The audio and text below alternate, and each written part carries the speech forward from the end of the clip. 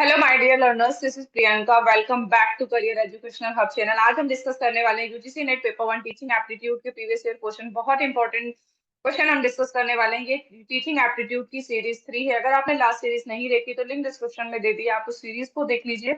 So let us discuss question number one.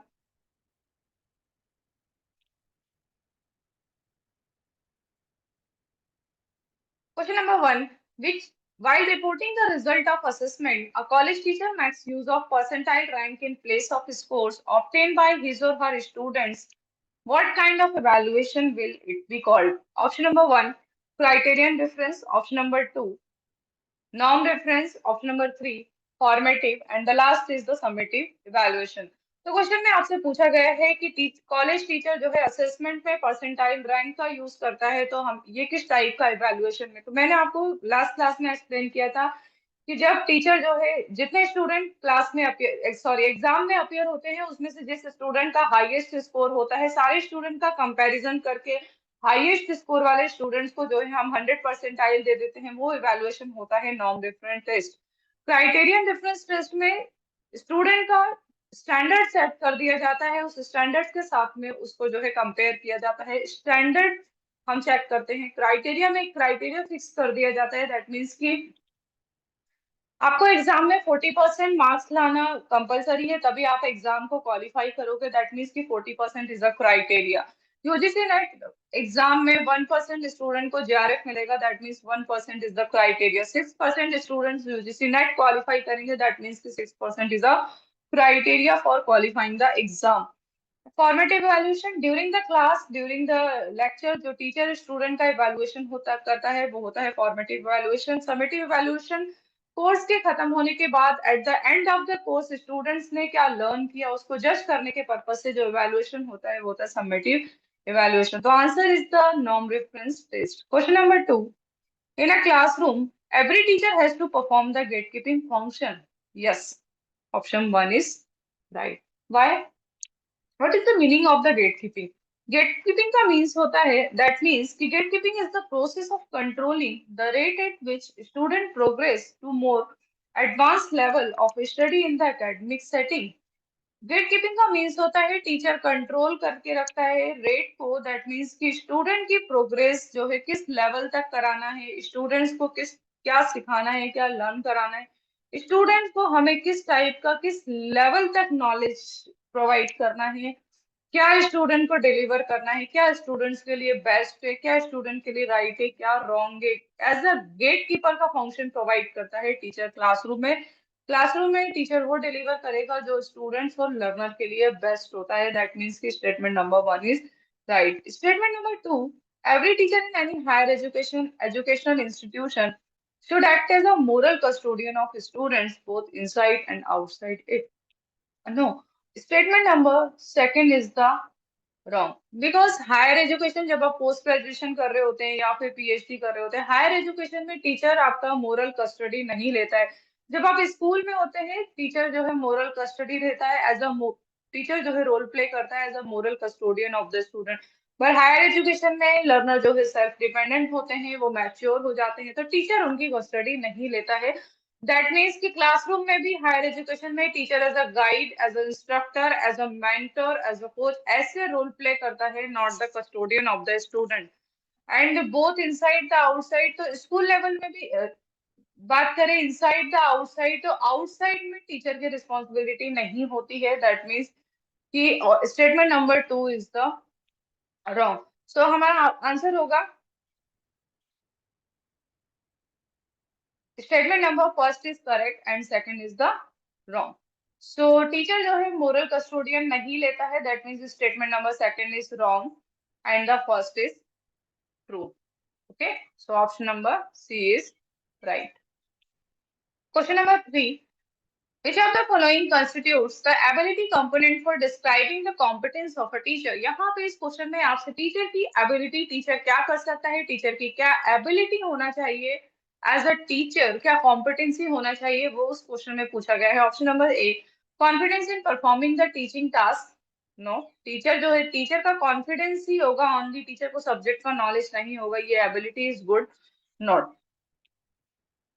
No, this ability is not related to our question. तो teacher का जो task होता है वो ये होना चाहिए कि टीचर को फर्स्ट ऑफ ऑल एबिलिटी होना चाहिए, टीचर को सब्जेक्ट का नॉलेज होना चाहिए। फर्स्ट ऑफ ऑल टीचर जो आपको टीच कर रहा है उसको उस सब्जेक्ट का प्रॉपर नॉलेज होना चाहिए।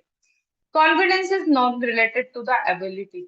Okay, skill in analysing the learning task, yes teacher के पास वो स्किल होना चाहिए कि वो लर्नर को क्या प्रोवाइड करना है, किस टाइप की स्किल प्रोवाइड करना है, उनको एनालाइज करे। लर्नर के पास क्या स्किल है उसके अकॉर्डिंग उनकी स्किल को डेवलप करने की एबिलिटी टीचर के पास होना चाहिए। Experience in handling learning task related situation, yes तो टीचर के पास ये एक्सपीरियंस भी होना चाहिए कि स्टूडेंट्स का जो लर्निंग टास्क है उससे रिलेटेड सिचुएशन को जो है वो हैंडल करे। Teacher time to time upgrade हो एंड उनको क्या प्रोवाइड करना है as per the situation teacher को अपनी टीचिंग मेथोडोलॉजी में चेंजेस भी करना चाहिए। ये commitment to organising teaching learning task, अगर टीचर कमिटेड है एंड उसको प्रोवाइड ही नहीं कर रही, एनालाइज नहीं कर रही, तो that is not related to the not that is not productive for the students. तो टीचर में एबिलिटी होना चाहिए, टीचर को सब्जेक्ट का प्रॉपर नॉलेज होना चाहिए, स्टूडेंट्स की स्किल को एनालाइज करके उन्हें नॉलेज प्रोवाइड करना चाहिए, टीचर स्टूडेंट्स की स्किल को एनालाइज करके उनके लर्निंग टास्क में जो है हेल्प करे। टीचर के पास ये एक्सपीरियंस होना चाहिए कि वो learning task related every situation को अच्छे से मैनेज कर पाए एंड हैंडल करे। That is option number one is right, B C and the D. Question number four, question number four, identify those teaching strategy which are learner centred. आपसे इस क्वेश्चन में लर्नर सेंटर्ड पूछा गया है, that means teaching strategy, teaching methods learner centred कौन सी है आपको ये बताना है। Option number A cooperative learning, team teaching, laboratory based project and the pair share discussion, lecturing with proper sorry power point presentation. तो कोऑपरेटिव टीचिंग, कोऑपरेटिव टीचिंग में teacher and the learner दोनों का ही रोल होता है, तो cooperative teaching is the learner centred method. तो option number A is right. Cooperative teaching method में टीचर का भी इन्वॉल्वमेंट होता है, टीचर एंड स्टूडेंट दोनों आपस में डिस्कशन करके कोऑपरेट करके जो टीचिंग लर्निंग होती है क्लासरूम में, that is the learner centred. Learner centred friends वो मेथड होती है जिसमें स्टूडेंट का लर्नर का भी इन्वॉल्वमेंट होता है। टीचिंग टीचर सेंटर्ड मेथड वो टीचिंग मेथड होती है जिसमें टीचर का रोल होता है, लर्नर जो है फुली इन्वॉल्व नहीं होता है, लर्नर का एंगेजमेंट नहीं होता है। टीम टीचिंग, जिस क्लासरूम में वन और मोर टीचर होते हैं, एक से ज्यादा टीचर अगर आपको एक ही टाइम पे टीच कर रहे हैं, वो होती है टीम टीचिंग। तो it is not related to the learner, तो बी इज नॉट राइट, क्योंकि आप क्वेश्चन में आपसे पूछा गया है learner centred method. Laboratory based project, yes laboratory में लैब में स्टूडेंट हैंड्स ऑन एक्सपीरियंस करते हैं, खुद प्रोजेक्ट को करते हैं। तो जिस मेथड में लर्नर का इन्वॉल्वमेंट होता है, लर्नर खुद सीखते हैं एक्शन को परफॉर्म करके, that is the learner centre. Pair share discussion, जब डिस्कशन करते हैं वहां पर भी लर्नर का रोल होता है, that is the right. Lecturing method is a teacher centered method with PowerPoint presentation. Lecture method is a one way of teaching method, ये टीचर सेंटर्ड होती है। So option number third is the right, cooperative teaching, laboratory teaching and the pair share discussion. तो team teaching हमारी teacher centred होती है and the lecturing with power point presentation is also a teacher centred method. तो option number A C D third is the right answer. Question number five, the view that teaching learning situation may be characterized to fall on a continuum ranging from memory level to reflective level was advanced by। so friends हमने जो है पहले जो है teaching के three methods दिए थे। Three methods में कौन कौन से आते हैं, memory level, understanding level and reflective level. तो हमने थ्री मेथड्स को डिस्कस किए थे, बट जो है इन थ्री मेथड के बाद लर्निंग के ये जो कंटिन्यूम है टीचिंग लर्निंग के कंटिन्यूम को एडवांस किया था मोरिसेल ब्रिगी ने। तो मोरिसेल ब्रिगी ने एक दिया था, वो था ऑटोनोमस डेवलपमेंट लेवल। तो हम जो है उसके बाद मोरिसेल ब्रिगी ने इसको एडवांस किया था ऑटोनोमस डेवलपमेंट लेवल को। दैट मीन्स कि फोर जो है अब हो गए हैं, autonomous development, memory level of teaching and understanding level of teaching and reflective level of teaching. तो मेमोरी लेवल से इसको रिफ्लेक्टिव लेवल को जो है एडवांस किया था मोरिसेल ब्रेगी ने। सो बीएफ स्किनर ने क्या दिया था, हमने लास्ट वीडियो में डिस्कस किया था, एक वीडियो मैंने इसके ऊपर बनाई है, बीएफ स्किनर ने ऑपरेंट कंडीशनिंग दी थी, positive, negative, punishment and the extension. Stephen सो में फोर जो है चारों ऑप्शन को एक्सप्लेन कर देती हूँ। स्टीफन एम एरोन कोरे ने जो है एक्शन रिसर्च के ऊपर जो है रिसर्च की थी। कर्ट लेविन ने एक बिहेवियरिज्म से रिलेटेड एक थ्योरी दी थी, अनफ्रीजिंग फ्रीजिंग, मैनेजमेंट स्टूडेंट को पता होगा। Okay, so question number 6, which of the following are contributive to positive influence on teacher student communication? Teacher and student के कम्युनिकेशन को कौन से फैक्टर जो है पॉजिटिव इन्फ्लुएंस करते हैं? Option number A is making assumption, limited interaction, fostering a sense of belongingness, acknowledgement, acknowledging participation and the persuasive attitude। ऐसे कौन से फैक्टर्स है, ऐसे कौन सी चीजें हैं जो टीचर एंड लर्नर के पॉजिटिव इन्फ्लुएंस में जो है कंट्रीब्यूट करते हैं टीचर स्टूडेंट के कम्युनिकेशन में? Making assumption, assumption is not a positive word. Assumption में जो क्या होता है कि श्योरिटी नहीं होती है, मे बी वैलिड और मे नॉट बी वैलिड। तो assumption is not a proper teacher student communication with the positive influence. तो टीचर एंड स्टूडेंट का कम्युनिकेशन अगर जो है लिमिटेड होगा तो फिर जो है टीचिंग लर्निंग जो प्रोसेस है वो इफेक्टिव नहीं हो पाएगी। तो A and the B is wrong. Fostering a sense of belongingness, yes, जो सेंस ऑफ बिलोंगिंगनेस को प्रमोट करे, that is related to the positive influence. Acknowledging participation, C D is also a right. Persuasive attitude, E is also a right. तो your answer is C D E.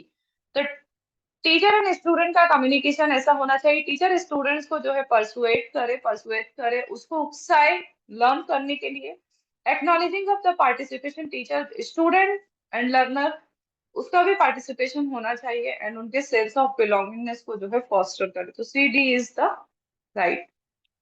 Question number 7, for optimizing learning outcome, which of the following factors have been identified as most effective in terms of research evidence in the global context? Option number A, home related factors, B, school related factors, C, teacher related factors, D, supplementary technological device related factors। Question में आपसे पूछा गया है ऐसा कौन सा factor है, research ऐसा कौन सा फैक्टर है जो लर्निंग आउटकम को जो है आइडेंटिफाई करता है? That is teacher related factor. हम टीचिंग एप्टीट्यूड डिस्कस कर रहे हैं तो ऑब्वियसली टीचर की बात आएगी।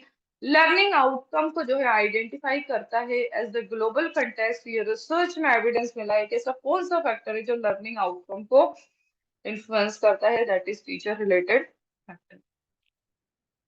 Question number 8. Which of the following are the learner related factors in determine effectiveness of the teaching? आपसे learner से related factor पूछा गया है जो टीचिंग से जो डिटरमाइन करता है effectiveness of the teaching. Option number A, task relevant competency of a learner. लेकिन क्वेश्चन में फ्रेंड्स इस टाइप के जो क्वेश्चंस आते हैं इसमें या तो टीचर रिलेटेड पूछा जाता है फैक्टर्स या तो लर्नर रिलेटेड फैक्टर्स पूछा जाता है।